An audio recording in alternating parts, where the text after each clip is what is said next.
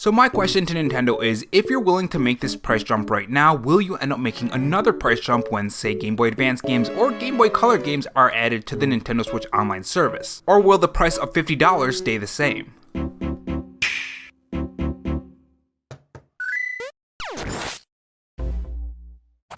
Hey guys, it's Rob here, and welcome back to the Robo Show, where we cover the latest gaming news, leaks, and rumors from Microsoft, Sony, and Nintendo in 2020 and beyond. If you want to be kept up on the latest gaming news, make sure you click that red subscribe button below this video and that notification bell so you know when I upload.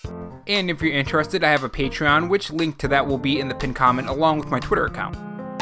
In this video, we're going to talk about possibly, and I want to stress possibly, why Nintendo's online service price jumped $30 for the Nintendo 64 games, and discuss any other price jumps that Nintendo could possibly make. This stems from part of the discussion we had yesterday in yesterday's video about the price jump. I touched on this topic a tiny bit, I kind of glossed over it, but I wanted to make a separate video that solely focused on this topic, and that topic being another price jump. If you guys enjoyed this video, leave a like, it sends signals to YouTube to push the video to more viewers when you do, and if you want to help me reach my goal of 800 followers on Twitter, you can follow me at RoboRob93. Without further delay, let's get to the video.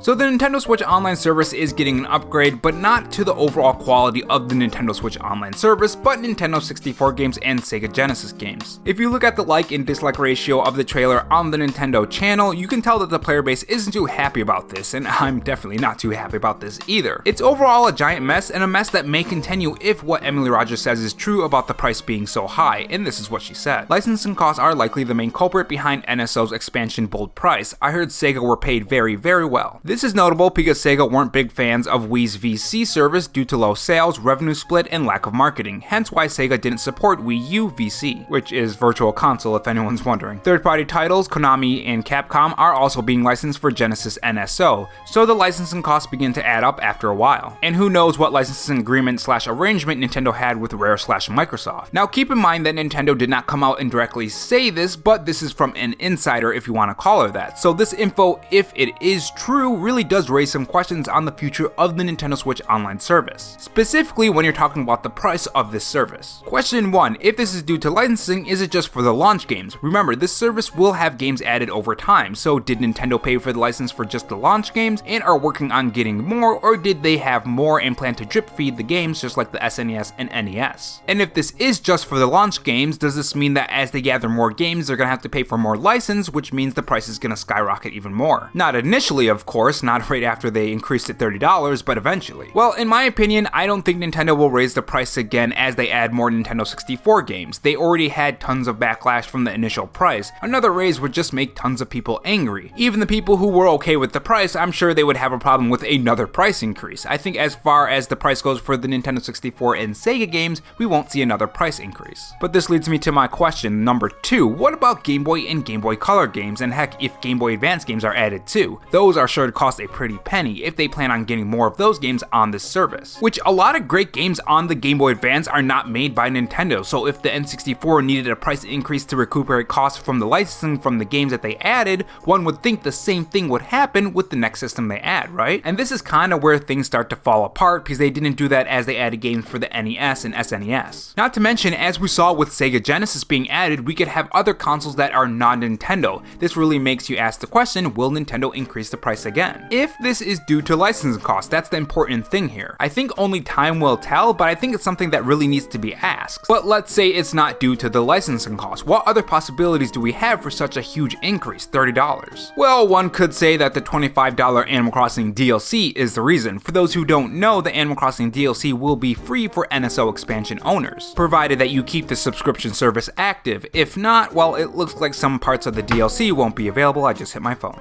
I really gotta stop leaving stuff on the desk while I'm recording, because I tend to move my hands while I'm talking for some reason. But anyways, as I was saying, I don't like the fact that if you have the NSO activated and then you don't pay for it, you don't have access to the Animal Crossing DLC anymore. To be honest, I think that should just be a pack-in deal, especially how Animal Crossing works. This kind of falls under the debate on whether or not digital games are good or bad. For me, I try to buy physical all the time. Ever since EA said I couldn't prove my account wasn't mine, I'm a bit iffy on digital games. I lost a lot of games on that account. Despite being being able to name almost all the games that were on their account, they still said it wasn't mine, and I lost, what, 5 to 10 years of games? You can say that I have some trust issues with digital games. So Animal Crossing fans, you have been warned. Make sure you understand that you won't have access to the DLC if you cancel the subscription. I'll probably make a separate video focusing on the Animal Crossing DLC itself tomorrow, so make sure you're subscribed for that. But as I was saying, if this is because of the Animal Crossing DLC, then that remaining $5 is for the Nintendo 64 games, which means that many players will be paying for DLC they don't even use or can't use because they don't own the game. Now, I do have to say, if Nintendo plans on doing this for more games in the future, I'd say that's actually pretty cool and something I'd definitely be worth buying into, especially because I buy a lot of Nintendo games. Especially with big games like Shin Megami Tensei 5 coming up, or Breath of the Wild 2, or Metroid Prime 4, and other bigger games, which will surely have a lot of great DLC that will expand on the initial game farther than what you could do with, say, a free update. I mean, it's those two, or Nintendo just wanted more money, right? Whether that be because they are kind of being like EA and just wanted more money, or they really think that $30 increase on this price was warranted. In my opinion, the quality of your service, even with those games added, is not worth $50, especially compared to PSN and Xbox Live, which, as I said in the initial video yesterday, is worth the price because they offer so much more: better connectivity, download speeds, servers, chat functions, messaging, and more. I know there are going to be people who say that the other services cost more, so this part is for you, but let's be honest, between you and me, the people who are still here, they won't get this far into this video, and they'll type that in the comment section below, so if you find that person, direct them to this part of the video. Anyways, that's really all I have to say on this. Tell me your thoughts in the comment section below. Do you think it's due to licensing fees? Do you think it's gonna be another price increase if it is due to licensing fees? Do you think it's because of the Animal Crossing DLC, or do you think it's a combination of all three, or do you just think that Nintendo is just being like EA and just wants more money? Tell me your thoughts on why you think the price increased in the comment section below, and if you enjoyed this video, leave a like. It's just a couple seconds, it doesn't take that long, and the content is completely free,